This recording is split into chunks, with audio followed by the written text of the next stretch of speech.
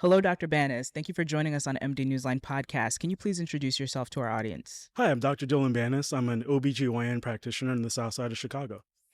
Wonderful. Thank you for joining us. Like I said, I just want to kind of get started and understand what do you think right now are the most pressing clinical challenges in modern OBGYN care, and how do you approach them in your practice? It's a very interesting question. I think the most pressing challenges are actually not even clinical.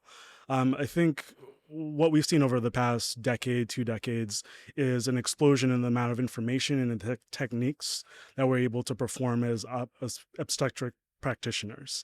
However, what we tend to lack is the ability to implement all of these different techniques and different ideas and thoughts into our day-to-day practice. I'll give you one example from when I was actually going through medical school.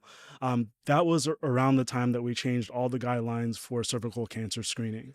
However, it took decades for people to even start to implement those different screening methods in their day-to-day practices. Even today, day to day, I have patients who are still requesting more frequent screening than they actually need. And that's just due to this lag time between an innovation and actually being able to implement that innovation into a day to day practice. Interesting. And then how do you approach patients actually requesting services like that, and how are how's the latest research and evidence-based guidelines being incorporated into patient management strategies as OBGYN, and then just on the outpatient side, people kind of seeing something new or having things that used to be done in the past and then requesting them to doctors? How does that work?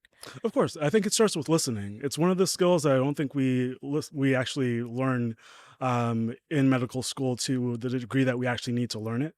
But I think that if we can start with just listening and trying to understand where the patients are coming from, it oftentimes leads to a much better conversation, much more shared understanding, both from the practitioner's point of view as well as from the patient's point of view, what actually needs to get done.